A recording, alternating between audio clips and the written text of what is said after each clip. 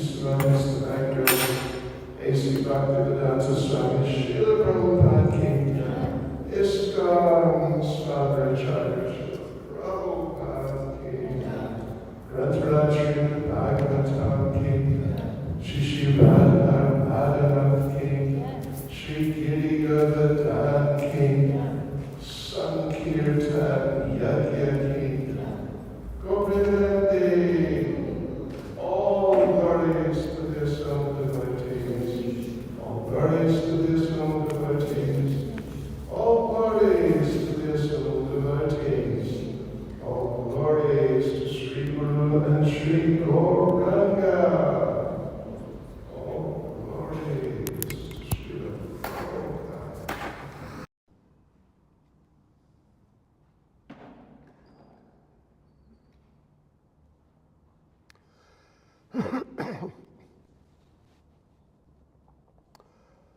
Om Namo Bhagavate Vasudevaya.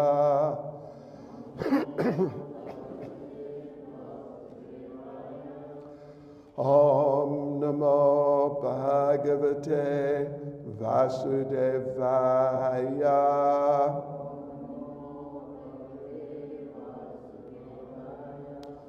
Om Namo Bhagavate Vasudevaya.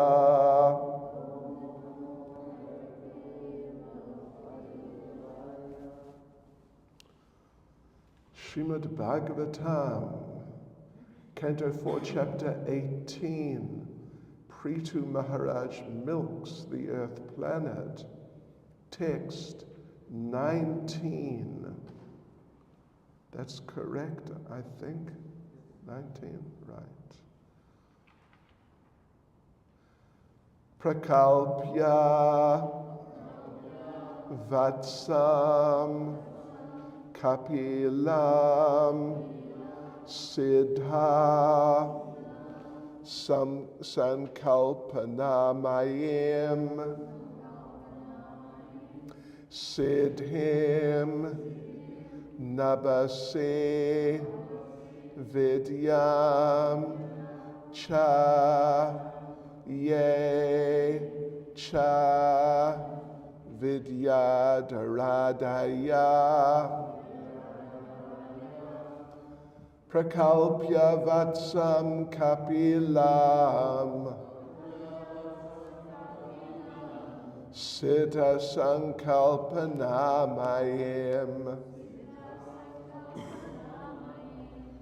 Siddhim Nabase Vidyam Cha Ye Cha Vidyadaradaya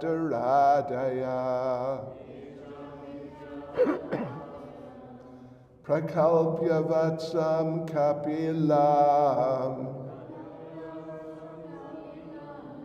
Siddha Sankalpanamayim Siddhim Nabasi Vidyam Cha Ye Cha Vidyadaradaya Prakalpya Vatsam Kapilam Siddha Sankalpanamayim Siddhim Nabasi Vidyam Cha Ye Cha Vidyadaradaya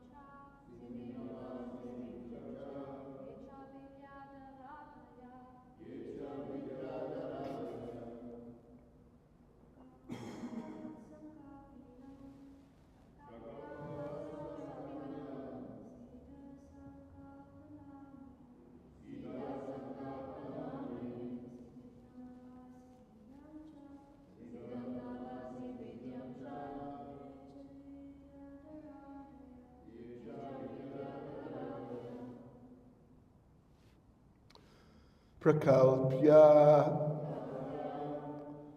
appointing, vatsam, calf, kapilam, the great sage Kapila, siddha, the inhabitants of Siddha Loka, sankalpanamayam, proceeding from will,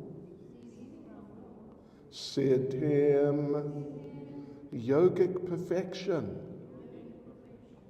nabase, in the sky, vidyam, knowledge, cha, also, yea, those who, cha, also, vidyadhara adaya, the inhabitants of Vidyadhara Loka, and so on.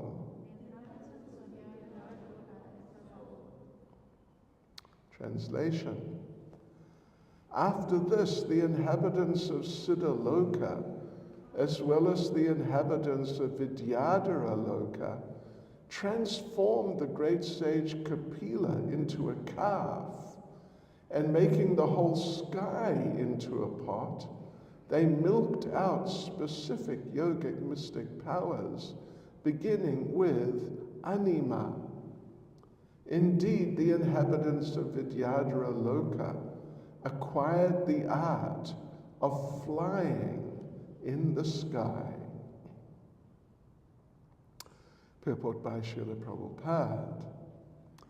The inhabitants of both Siddha Loka and Vidyadhara Loka are naturally endowed with mystic yogic powers, by which they not only can fly in outer space without a vehicle, but can also fly from one planet to another simply by exerting their will. Just as fish can swim within water, the residents of Vidyadhara Loka can swim in the ocean of air. As far as the inhabitants of Siddha Loka are concerned, they're endowed with all mystic powers. The yogis in this planet practice the eightfold yogic mysticism, namely yama, niyama, asana, pranayama, pratyahara, dharana, dhyana, and samadhi. By regularly practicing the yogic processes one after another, the yogis attain various perfections. They can become smaller than the smallest, heavier than the heaviest, etc. They can even manufacture a planet, get whatever they like, and control whatever man they want. All the residents of Siddha Loka are naturally endowed with these mystic yogic powers. It is certainly a very wonderful thing if we see a person on this planet flying in the sky without a vehicle. But in Vidyadhara Loka, such flying is as commonplace as a bird's flying in the sky. Similarly, in Siddha Loka, all the inhabitants are great yogis, perfect in mystic powers. The name of Kapila Muni is significant in this verse because he was the expounder of the Sankhya philosophical system, and his father, Kardama Muni, was a great yogi and mystic. Indeed, Kardama Muni prepared a great airplane, which was as large as a small town, and had various gardens, palatial buildings, servants and maidservants. With all this paraphernalia, Kapila Dev's mother Devahuti and his father Kardama Muni traveled all over the universes and visited different planets. planets. Prakalpya vatsam kapilam siddha sankalpana mayim siddhimna base vidyam cha yecha vidya dharadaya. After this, the inhabitants of Siddhaloka, as well as the inhabitants of Vidyadhara Loka, transformed the great sage Kapila into a calf, and making the whole sky into a pot, they milked out specific yogic mystic powers, beginning with anima. Indeed, the inhabitants of Vidyadhara Loka acquired the art of flying in the sky. Hare Krishna. Well, yes, of course, this is continuing the description of the different groups of people who, when Mother Earth became willing, they were able to extract, through the process actually of yajna in one way or another, they managed to extract all different things which, depending on which group it was, they were particular things which were attractive to them. Yes. What was the day before yesterday? We talked about the Daityas and their immediate descendants who milked out lots of liquor and beer. And considering what they could have milked out if they'd really thought about it properly, it wasn't a very great achievement. All these rotten, because liquor essentially means, usually, rotten something, like wine, champagne. It's just rotten grapes. And grapes are nice. Grapes are really nice. And grape juice is really nice. But, you know, when things go rotten, anyway, everyone should know, all the devotees know, that when anything goes rotten, it's just rotten. And that's why if you say someone is rotten, he's a rotten person, it's an insult. So, what can you say? Rotten grapes, rotten like wheat, soaked wheat, etc. Things like that. So, but here, the residents of Siddhaloka and the inhabitants of Vidyadhara Loka, it's interesting, they've been put together as like a group. Although in one sense they're two groups, of course, but they have similarities. Generally, the others we see that the demons or the pit trees, these are single groups, but here there's two groups. The Siddhas, the residents, inhabitants of Siddhaloka, they're particularly known for having mystical powers. Whereas the inhabitants of Vidyadhara Loka, they're more known for being able to fly, which of course is a type of mystical power. But Prabhupada sort of, Shri Radha Radhanath Shri Giri Govardhan Shri Chaitanya Mahaprabhu Ki Jai. Generally, Prabhupada distinguishes between the Siddhas and the Vidyadharas. Yes. But here he's also in the purport. He's sort of mentioning them together. They both have mystic powers, but then you got Siddhas, they have certain categories. Vidyadharas, they're particularly got the flying abilities. The Siddhas, Prabhupada mentions here, they're endowed with all mystic powers, and they practice the Eightfold Yogic mysticism, means Ashtanga Yoga, which Lord Krishna talks about in the 6th chapter of Bhagavad Gita, under the heading of Dhyana Yoga, but Dhyana Yoga is the 7th of the 8 limbs, or limb, the term anga is used, which means limb.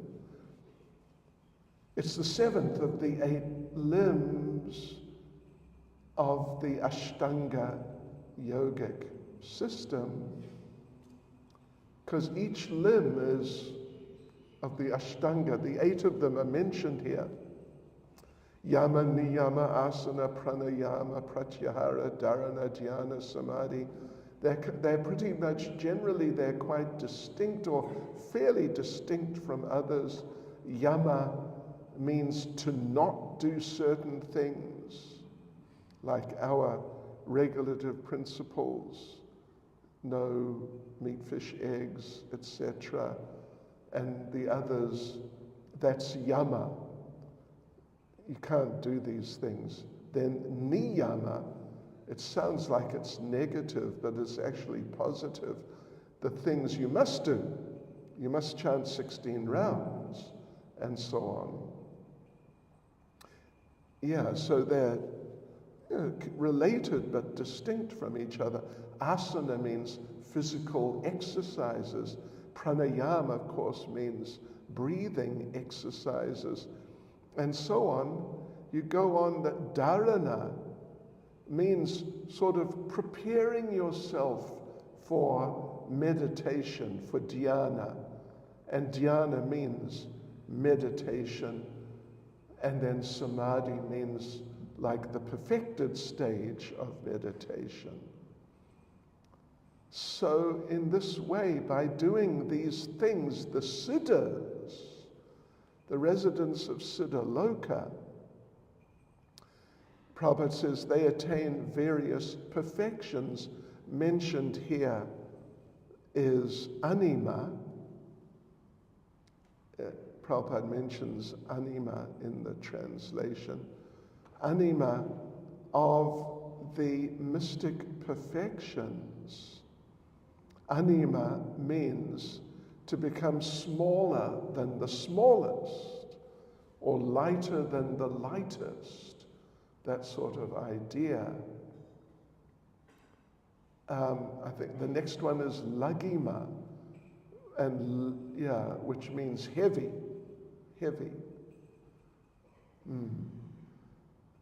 There's a story which we were told back in the old days, in the 70s, which was attributed to Srila Prabhupada. Anyway, there was a story that in the time of the British rule, one yogi came to Calcutta, which at the time was the capital. Delhi was not the capital, but Calcutta was the capital of the British Raj. So one yogi came, and he was one of these, what do they call them anyway? Like these Shivites who carry tridents and they just don't use clothing at all. And he was like that, and he came into the British area because they had apartheid there, real apartheid. So he came into the British area where all the high class, they drank liquor and beer. That's so we say high class. Britishers were. And there he was, just, with no clothes on, and the usual sort of long hair and ashes and this and that. And he just sat down there somewhere in a very public place like Main Street or something like that. And of course, the Britishers were offended. They weren't offended by the beer and whiskey, but they were offended by this naked yogi. So the police came and arrested him and put him in sort of the cells in the police station. But what he did, because he had this anima siddhi, he came out through the keyhole. Hare Krishna. Just a normal-sized keyhole, not like some big keyhole that a human could get through, but he came out through the keyhole. And before they knew it, he was back in the same place sitting on the street and just, I don't know, doing whatever he would do. So they arrested him again. And he came out through the keyhole again. They didn't know that. All they knew was that he came out. But he came out through the keyhole. And there he was back out in the street again. They arrested him for a third time. And the third time the same thing happened. And then they gave up. They just let him sit there for a while. And after a while he left because, that's what people do in this material world, even if they're yogis. They move on sooner or later. Yeah. So these yogis, mystic yogis, they're generally practitioners of Ashtanga yoga. Like if you read through the 6th chapter of Bhagavad Gita anyway, if you just read through it, maybe it's mainly from verse 17 to verse 32. But anyway, it's the 6th chapter.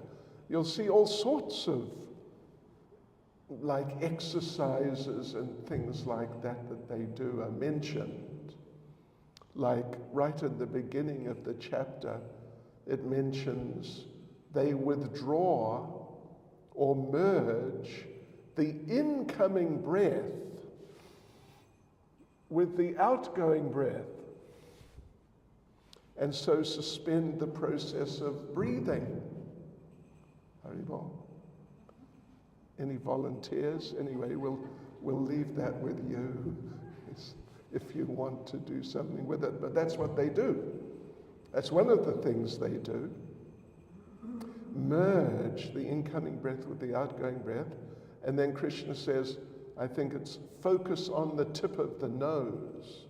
When I was a child, me and my friends, we would sometimes do like that to play being cross-eyed, which is pretty stupid. But anyway, that's what Krishna mentions there in Bhagavad Gita.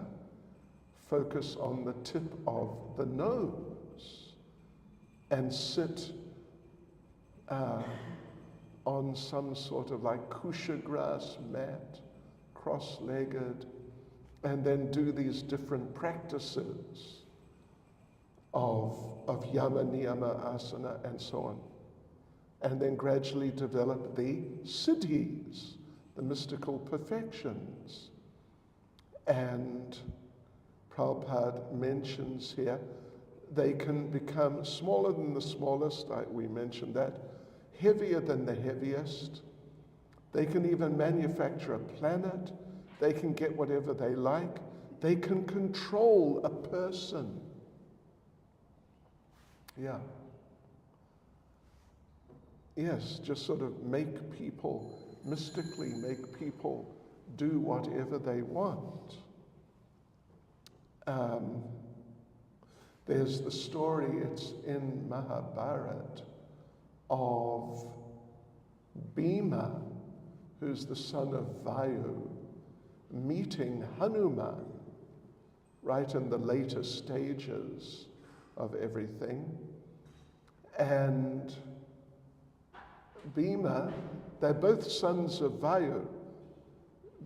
Hanuman, it's sort of a bit indirect, but anyway, he's counted as a son of Vayu, and for a reason. But Bhima does not recognize that this is Hanuman, the extremely famous Hanuman, but famous from a different sort of era. But he was still living in the Himalayas, and apparently he's still living there now. So there's like this path through the forest, and Draupadi had requested some particular flowers. And so Bhima went off to get them, and he's following the path through the forest, and it's a bit, you can't really go off the path because there's so many trees and undergrowth, so he had to follow the path. And then there's this monkey, fairly big, but you get big monkeys. There's this monkey lying with his tail across the path. And so Bhima says, because he's royalty, says in a rather royal way, "Hey, monkey, move your tail. No, please," or "Would you mind," or "Excuse me," or something, but "Move your tail." And the monkey, Hanuman, says, "Oh, I'm a very tired old monkey. I don't mind. If you can move it if you like, I don't mind." So a little bit of back and forth, and then Bhima says, "All right, I'll move your tail then." And he tries to pick up the tail, but he can't lift it off the ground. And he tries and tries until he realizes, with all of his massive strength, until he realizes, I cannot move this tail at all. And so he becomes a little humbled. And he asks Hanuman, "Well, who are you actually?" And Hanuman says, "Well, I am your brother, Hanuman." And so they have a very warm reunion type of thing there. So that's a mystic power. You can make yourself or any part of yourself, like his tail, so heavy, heavier than the heaviest, and even manufacture a planet. That's amazing. Vishvamitra, of course it's a long story. Vishvamitra's life is really quite a long story. But at one point, like later on, at one point, what happened? There was sort of a competition between him and Vasishta, right? Something going on between the two of them. And of course, Vishvamitra was a king, am I right? Vishvamitra was a king. Vasishta was a sage. But Vishvamitra wanted to become a sage, like a Raja Rishi or ultimately a Brahma Rishi. Anyway, it's a bit of a long story. But Vasishta was approached by, what was the man's name?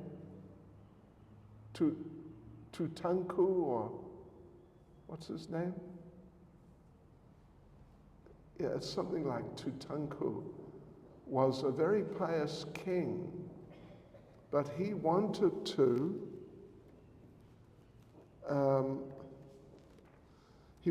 go, he was qualified to go to the heavenly planets after giving up the current body, but he wanted to go in the current body, which was just a regular body. So what did he do? He approached Vasishta, who told him that no, you can't do that. And what's his name? I know the name. So anyway, Vasishta refused him, and he became angry with Vasishta and said, you know, you're meant to be a guru. What sort of guru are you? You can't, you know, you're a big guru, a big yogi. You should be able to send me to the heavenly planets in the current body. But Vishvamitra said, no, I can't. He refused. And so this man went, Trishanku, who was in the Ikshvaku dynasty. He wanted to go to the heavenly planet, to Indraloka, or heavenly planets, which are under Indra, in the current body. So Vasishta refused him and said, you know, you're very pious, just wait till you pass away. So anyway, then Trishanku went to the sons of Vasishta, had I think 100 sons, something like that, and asked them and told them that, oh, you know, your father, he wouldn't cooperate with me, and he got kind of unpleasant with Vasishta's sons. That was a big mistake. They cursed him to become a Chandala. So he became a Chandala, dog eater, on the spot. And yeah, even his body changed color, and even his clothes changed color as he became a Chandala. But then he approached Vishvamitra. Vishvamitra and said, you know, this Vasishta, because between Vasishta and Vishvamitra there was some sort of conflict, competition, something like that. So he approached Vishvamitra and said, you know, can you send me to the heavenly planets? So he did. But Indra saw him flying up, and Indra stopped him and pushed him down. And this happened a couple of times. So what Vishvamitra did, you know what he did? You don't know. You should know. You're a good Hindu boy.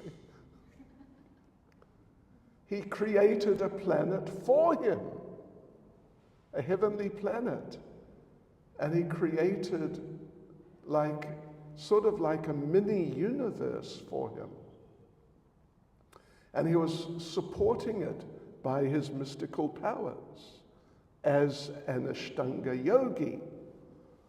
But then he used up all his powers, and this sort of mini universe started coming down towards the Earth planet and was going to crush the Earth planet.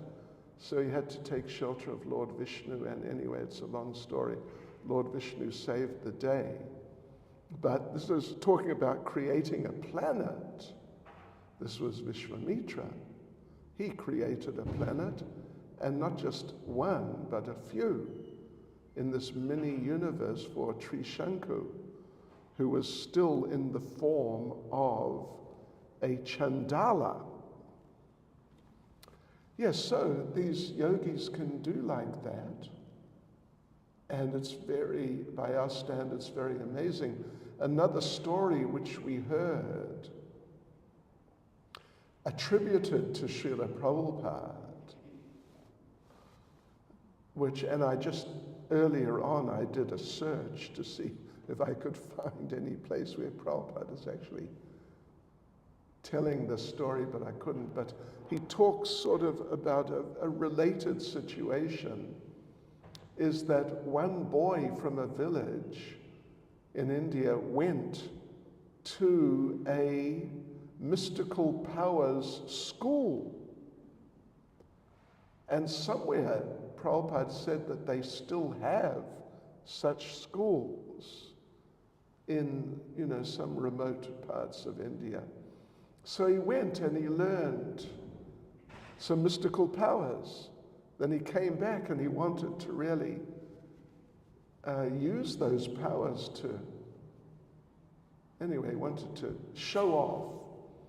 So he came and he spoke to the people and said, you know what? I've got all these mystic powers. Now, there was a river. I mean, all the villages in those days were on rivers. There's a river by. He said, you see the river? I can walk across it on top. How much will you give me for that? Like, I'm going to do a mystical display. You should donate. Something like that. So one man there, the people were impressed. Wow. And some started offering money. But one man said, I'll give you 2 paisa for that. That's so little. They've abolished the paisa now. They're not used any longer. But there's 100 paisa. There was 100 paisa to the rupee. And there's about 4.5 rupees to the rand. So, 2 paisa is not very much. It's a few cents, South African. And, the rand is not worth very much too. Gee whiz. Anyway, that's another thing. So this man said, I'll give you 2 paisa for that. And the young man said, what do you mean 2 paisa? Walking across the water. That's worth much more than 2 paisa. And the man said, no, I'll give you 2 paisa, because that's how much it costs us to take a boat across the river, and we don't even get our feet wet. So the mystic yogi was sort of, deflated. Yeah, but these mystic powers are amazing, and Prabhupada says, for us, it's certainly a very wonderful thing if we see a person on this planet flying in the sky without a vehicle. I mean, it would really save some of us, like me, would have saved a lot of money. I could just fly myself. We're carrying some bags, and Anukul Prabhu could come and he could carry some other bags. Would have saved thousands and tens of thousands of rands, but what can we do? No visa. Anyway, yeah, interplanetary. They can fly from planet to planet. Yeah, Prabhupada says, not only can they just fly without a vehicle, they can fly from one planet to another just by their will, just by thinking about it. And that would be, if we saw someone doing that, that would be extremely impressive. But in Vidyadhara Loka, people just fly everywhere. Got to go to the supermarket, fly off. Yeah. Just down the road to the post office, pick up a parcel, just fly down there. And the Prabhupada says, as commonplace as a bird's flying in the sky. So those are the people particularly from Vidyadhara Loka, whereas the Siddhas from Siddha Loka, they're yogis, expert in mystic powers, and they can also fly, but it's not as prominent in their activities as various other mystical things. And so these people then, each group of people, they have to get someone to transform into a calf, like Prahlad on Tuesday was mentioned for the demons. But in this case, it's Kapila. And Kapila is the son of Kardama. And Kapila, he's known for being a Sankhya yogi, philosophical person. Kardama is better known for being an Ashtanga yogi and mystical yogi. And Kardama, as we've read, have we read? Yeah. Anyway, it's in this 4th canto, or 3rd canto. Kardama prepared a great, by mystical power, an airplane, which was as large as a small town. And it had gardens, palatial buildings, and roads, and people. And then he, with his wife, Kardama with Devahuti, his wife, traveled all over the universes, visiting different planets. And of course, we also, in the 6th canto, will encounter Chitraketu. He was also flying around the universe from planet to planet, and it was just normal for him. So they did like this, made Kapila into a calf, and for their part, Indra and the demigods, they made a special solid gold pot. And the demons made an iron pot for their liquor, some like low-grade metal. But now the Siddhas and Vidyadharas, they made the whole sky into a pot. That's the whole sky into a pot, because they have such mystical powers. They can do things which for us are just totally unbelievable. We all know, normally we don't talk about this, but I'll just mention it in this context, that there was a certain person living, although he died, I think, of some sort of cancer, but anyway, he used to produce ashes, right? And people thought he was God because he could produce ashes. Note, we are not mentioning any names here. And what use are ashes? It's just ridiculous, actually. Why couldn't he produce some gold? Anyway, Hare Krishna. So all these things are going on. And then they milked out mystical powers, because this is at the beginning of the universe, couple of generations on, something along those lines. And so it seems this is how they got their mystical powers. They got them from the earth, from Mother Earth. It's really interesting. Mother Earth, like sound, which comes from ether or exists in ether, is the most subtle, the finest of the material elements. Earth is the grossest. You can find the characteristics and the natures of all the other elements in Earth. So there's a lot in Earth. Like, of course, we grow plants which are edible, but we grow plants which are fragrant. Like we even have a few jasmines around, and there's a couple of flowers, a few flowers growing, and you can smell them, and they're fragrant. Where does the fragrance come? It comes from the earth. So all these things are being milked out of the earth. Yeah. So in other words, the earth is such a reservoir of practically everything in terms of material nature.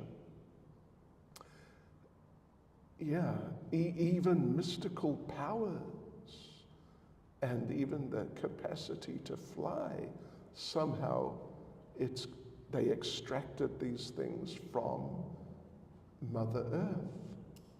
Hare Krishna. Srila Prabhupada Ki Jai. Any comments, questions, points?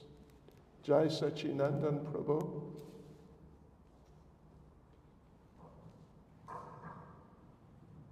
Hare Krishna. Hare Krishna. One incident Prabhupada speaks about a yogi manifesting some pomegranates from Afghanistan. Say that again. Manifested some pomegranates, freshly cut from. Oh, yes. Buddha. Prabhupada had that experience himself. Yeah, Prabhupada visited one yogi, and the yogi said, "Would you like a pomegranate?" But in India, they grow pomegranates, but it wasn't really the season. But in Afghanistan, not far away, but some distance, quite some distance, pomegranates, even the best pomegranates, were growing. So the yogi reached out his hand and produced a pomegranate, like a recognizable Afghan pomegranate, not just, a not very high-class Indian version. Yeah. And there's another story, Hare Krishna, attributed to Prabhupada. But anyway, that Prabhupada was taken by his grandfather to meet a yogi. And so this yogi, a real classic type yogi, is sitting there, and Prabhupada's grandfather told Prabhupada that when I was your age, my grandfather brought me to meet this man. He looked exactly the same as he does now. And my grandfather told me that when his grandfather took him to meet the man, he looked exactly as he did then, which is what he looks like now. You get the connection, intergenerational. So, but these things happen. There was this Deva Varaha Baba. Did you ever hear of him? Deva Varaha lived in Vrindavan. He was a mystic, kind of a devotee, but not exactly. And they said, because he passed away, there are photographs, I've got a couple of photographs of him. They said that he was 300 years old. I mean, he looked, in these photos, he looks really ancient. There's always Radha Swami speaks of, he had encounters in the Himalayas. Uh-huh. 300 years old. Right.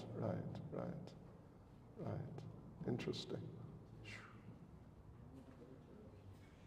Yeah, Prabhupada says, in spite of all the yogic perfection in the series, he says, he played it down like compared to modern science can relate to what the yogis think is no big deal. They invented planes that can fly, ships that go to water, and cut through mountains. Yes, right.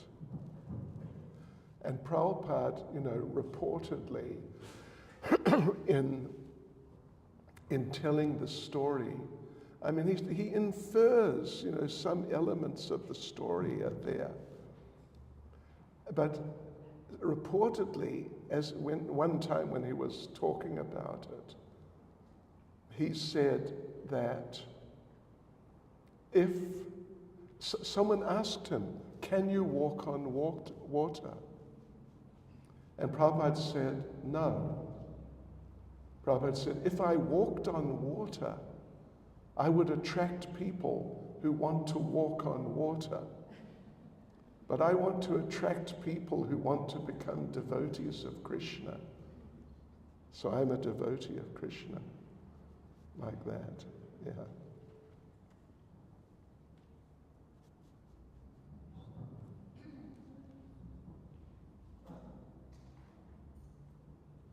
Hare Krishna, what will be the consequences of people acquiring mystic powers? Say, this example, like in our military, the Western military world, just for exploitation. Is there will be a karmic reaction? I'd like to hear the karmic reaction. I think, yeah, like Wonder Woman. I read something about Wonder Woman. She was in the First World War, Haribol. Anyway, it's okay. Yes, first point is, it's not going to happen. It can't happen. But if it did happen, it would be problematic, shall we say. It would be problematic. What? They'd be able to destroy so much. Oh, yeah. And they would get reactions for it, of course. You get these powers because it's in your karma to get them. Even if you do certain practices to get them, but it still means that it's in your karma to get them. But then if you use them, depends how you use them. You could use them to benefit people. You get good karma. You could use them to destroy people. You get very bad karma. But don't worry, it's not going to happen. Like one devotee asked Prabhupada, is it possible that Krishna could destroy a spirit soul? We're said to be it. Krishna says we're eternal. So yeah, the devotee asked Prabhupada, could Krishna destroy a soul? And Prabhupada said yes, but don't worry, he's not going to do it. So don't worry, it's not going to happen. Now, Mataji once. Hi, Krishna. Once Prabhupada was asked if he could do any miracles, and Prabhupada put his resting beside him and said, yes, young man. That's true. That's a good one. Yeah, that's authentic. Can you do miracles? And he pointed to the devotees, Westerners. These are my miracles. Because previously they were addicted to just all sorts of nonsense, but now they're living pure lives. Well, I have one question. It's related to Peter Maharaj. That Yamaraj is also known as Dharmaraj. So why was his semen contaminated and gave rise to Vena? So if he is uphold of the principles, that question, interesting. So, but what's the point? The point is, Yamaraj basically is the daughter of Yamaraj, Sunita. The daughter of Yamaraj is. Sunita. She's coming in that line, and she gave rise to King Vena. Right. So why was the semen contaminated in that line? From Yamaraj. Yeah, well, you read about all these people who got married, like even brothers and sisters, and different people with demoniac qualities, and they produced demoniac offspring. So, somehow or other, that woman, well, she was the daughter of death, not Yamaraj, of death personified, Mrityu. So that's different. Yeah, like hellish. Yeah. So because the qualities go from father to daughter and from mother to son. Yeah, so she from death, her father, got, great inauspiciousness, and she passed that on to her son, Vena. I was confused. I thought that death was actually referring to That's Mrityu. It's a different person. Yamaraj he judges. He doesn't really kill. Like when the Yamadutas came to Ajamil, he was just dying anyway. They came to take his soul to Yamaraj for being judged. Hare Krishna. Hare Krishna.